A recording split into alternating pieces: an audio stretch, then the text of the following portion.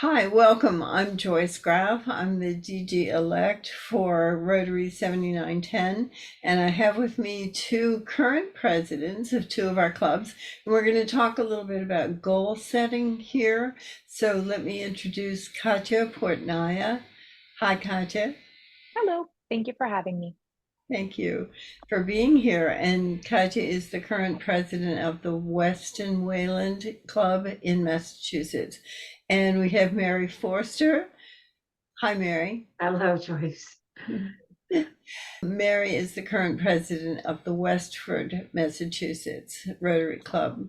So, Katya, let me ask you just to kick this off. Tell me what you do in Weston-Wayland about setting goals at the beginning of the year. How is it that you approach goal setting and, of course, achieving those goals? So that's a wonderful question. So as we all know that Rotary International does have Goal Central where you can go in and you can actually set the goals for the year. And I strongly recommend it as coming into the presidential year. And the reason being, for example, last year I spent a very long time really working closely with Brenda, who was just a powerhouse in the club, right? She took care of everything and everyone, and she did it with poise and grace. And so, I basically job shadowed and, really, really wanted to take in as much as I could. And then sometime around April, I took a look at the goals. I started thinking about, how is that going to come about and how that will work. And it gave me some ideas of where I wanted to go, where I wanted to focus. So, if anything, it gives you kind of that direction, right? That, these are the things that you might want to think about. And then actually, believe it or not, it was fairly simple. What I did do was before the beginning of the year. So I went ahead and I actually sat down with every single committee chair. And I said, okay, membership. These are the membership previous goals that we've had, whether we've hit them, whether we did not hit them. This is what we have with membership going on right now. Where do you guys think that we're going to be? Right? Because at the end of the day, it's up to the club to get all of this done. It's not just up to me as the president, right? So I sat down, and some chairs would give me some really fun goals, and I would say, that's great. Let's work on under promise and over deliver. Let's cut those down a little bit, right? Because sometimes people get a little overzealous. Right. Um, so, but as you start talking, you have to remember that some of those committee chairs have been in that position for quite a few years. They know a lot better than I do, right? As to what the club can or cannot do. So I just sat down with them and we went through the goals together, really. And then, if I may, I was actually, by people a lot smarter than me, was suggested to share the goals as well with the club. So at the last or the second to last meeting, I did a tiny little quick PowerPoint presentation on where I thought that, the club would want to look at.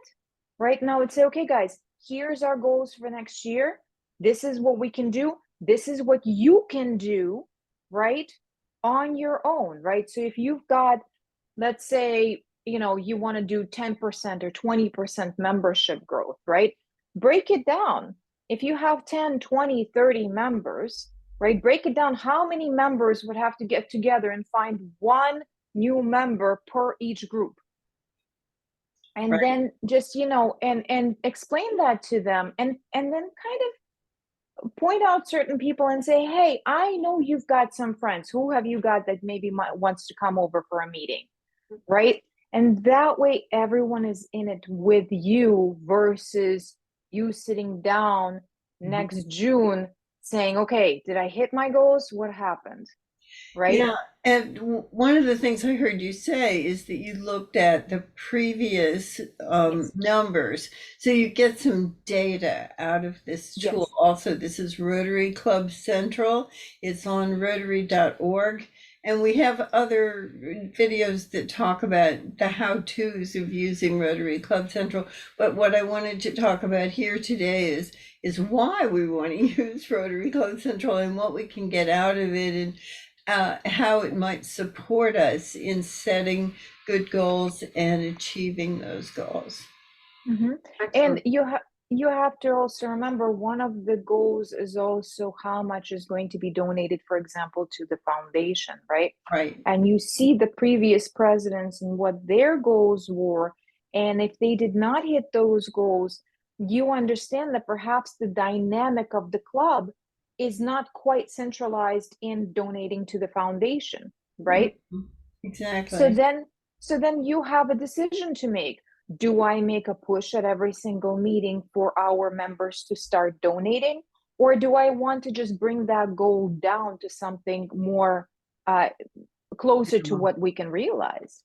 Mhm. Right. Right. Mary, go ahead. Yeah, I just have to say, Katya, I'm so impressed with the process of my goals for the year that I'm going to be president. And starting with sitting down with the chairs. So become essentially our goals. So what is the Yep. process becomes our goals. And that dialogue is just really so critical. So thank you for sharing that. And also the other point I want to make is the reasonability of your goals. You've mentioned several ways that they might just be way up here and not really attainable. And I so appreciate your scaling them. Thank you. Yeah, absolutely. I think that we have to remember, I always look back at, my son is 13 years old right now, right? And then I look back and I come to the realization, one blink of an eye and poof, 13 years, Mhm. right? So what's 1 year really? You've got so many things that could happen in a year, right? And if you make yourself these absolutely gigantic goals for 1 year, now don't get me wrong, my long-term goals are so high up there that if you found out, you would have said, "Oh my God, this girl is crazy," right? Because I'm a huge proponent of, aim here and you'll get here, because if you aim here, you're always going to be here, right? So the long-term goals, absolutely. But where we only have one term as a president, those goals have to be a little bit more realistic. Very good. Right. So there's what you can achieve in the 1 year, but also you're building some momentum, you're setting a Yes. precedent, you're trying to get people on that trajectory toward the higher goal. Exactly, exactly. And that's kind of my approach to it, right? Leave the club better off than it was to begin with, although the club is absolutely incredible. But see how I can make it a little bit better and see how I can keep that trajectory going for the next president as well. It might not be their focus, right? But at least they're going to have a good head start. So why not? Yes, and also, but you have entered your goals and your projects Yes. into the system, so that's accessible to all the leaders anyway, if not all the members. And so is that something you consistently do? I know you said you're a little behind now because of the car show, but has your club been doing this consistently over the years, entering Yes. this data? Good. Oh, good. Yes, so we can go ahead, we can take a look as to what previous projects we have had, what worked, what didn't, right? And you have to remember the project is only as strong as its leader, right? So if that leader is no longer able to, or doesn't want to, or doesn't have the time, unless you have that succession plan in place, that project will fizzle out. Right. And sometimes ideas run their course anyway, just because, or like our traditional pancake breakfast in Brookline got kiboshed by COVID and really still hasn't gotten resuscitated yet. So there are a whole bunch of reasons clubs are living organisms, like a family or like an amoeba, even if you wish. But we constantly have to refresh it and feed it, or it's not going to do well. And that's what we're trying to do here is feed it and also see ourselves as one person, one link in the chain, that it's a kind of relay race. We only do as much as we can in the 1 year, and then we pass the baton to the next person. Right. So, as you say, build some succession planning in there so that you mentioned you shadowed Brenda, the prior president, for her year. If we can get that new president-elect named and in place and shadowing and learning, and then when they grab the baton and start their year, they're not starting from scratch. They're starting from the base that all the previous presidents have created for them. Yeah, and we really do look at the presidency as a 3-year term, right? You're president-elect, then you're president, then you're past president. We really look at it in that way. And, I cannot stress this enough. Use your year as president-elect to learn as much as you possibly can, right? Because once you're president, that email thread goes up by 50, right? Right. I mean, sometimes you have to set aside a certain amount of hours in a day just to answer all of the emails. And sometimes I'll give a quick call and I'll say, okay, I see this email thread. Do you need my participation in this? Because it doesn't look like you do, right? Good for you. But you have to understand that once it's July 1st, you got to be out there and running if you want your club to succeed. And I'm certain everyone understands that, but I always like to say it because it's true. It bears repeating. You're quite right. Mary, what other questions do you have about setting goals? Have you achieved the goal setting that you wanted to do for the current year? Well, I wish I could say that I shadowed. Well, I shadowed the president, but nothing was expected of me, and I didn't expect much of myself. So my goals for this year are member engagement and improving the efficiency of the club. And but we did do strategic planning in the middle of July. We did have a wonderful session. We decided we're not shredding anymore. No more shredding events. They're not needed anymore. People are some more digital, et cetera, et cetera. That was one little thing, but we decided we want to work on, quote, world peace. And Katya, we may be talking to you about that. But so world peace and working on food insecurity, and we're going to focus on those two goals as projects.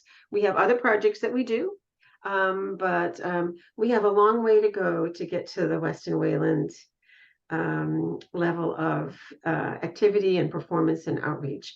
But we have big hearts and willingness. So I'm confident we'll get there. Now we're going to enter our projects on Showcase. That's wonderful. Right. That is wonderful. Thank you, Joyce. Thank you, Katya. I'm sorry? I said thank you, Joyce and Katya, for having this discussion. Absolutely. I must say, if I can give one more bit of tidbit advice that I found really helped, really helped. I sat down not only with all of the committee chairs, I also sat down with our treasurer before the year started. We put together, and then we reached out to all of the committee chairs as well, and we said, okay, what is your anticipated budget for the next year, right? And if they didn't get back to us, we gave them a call, or we used previous year's budgets or previous year's profit and losses that we found, and we put together a budget. So in our July board meeting, the budget for the year was approved. So that way the board is focused on the things that need to happen, and they're not focused on approving budgets consistently every single month. And that really worked, because all of a sudden the board is just it's much more focused on the amazing things that we do, versus, you know, can we afford this? Because we see it was all on one piece of paper. Right, and if, of course, no budget is totally cast in stone, but at No, least of course. you have an idea of what it's going to take to do the projects that you're anticipating doing. And then when the surprises come up, and they always Yes. come up, you know, there's a request from some group in town that's very important, or like Leominster just had a terrible disaster of Yes. 11 inches of rain and a lot of need for bailing things out, including their meeting place. So whenever the surprises come up, at least you know how much money might be available to help out with those special projects. Yes. And the important thing also is you will be able to see how much money you think that your club should raise, right? If you set that goal for your club to raise that money as well in order to be able to hit those goals, you might not spend all of that money, but guess what? You're going to make it a lot easier for the next president coming in as well, right? And for the next board. So yeah, absolutely. I strongly, strongly recommend that. But then again, I'm a business owner. So first thing I do is I look at the budget before anything else. A good business owner. You mentioned, Mary, putting your things into the Rotary Showcase. Mm-hmm. This is a new extension of the Rotary Club Central. So instead of just entering our projects for our own benefit and to, you know, for history, if we put them in the Rotary Showcase, then everybody can see what we've been doing. And there are two main goals there. One is that you can look for partners for a big project if you want partners, and also that you can provide some great ideas that might be replicated to another club. If it's a small project, it might be replicable, and if it's a big project, you might find a partner. Thank you. Excellent. Goals are pretty easy once you get them down. It's just a matter of achieving them. Right. And to get everybody's buy-in in the beginning too, as you said, Yes. is to make sure that everybody's on board. We're all going to work together to achieve these goals. Thank you so much. I think that's a good introduction to goal setting, and we'll talk more of another time. Thank you. Very Thank good. you. Very Thank you, good, Joyce. ladies. Thank you, Katya. Right. Thank you. Have a wonderful rest of your day. You too. Bye-bye. Bye-bye.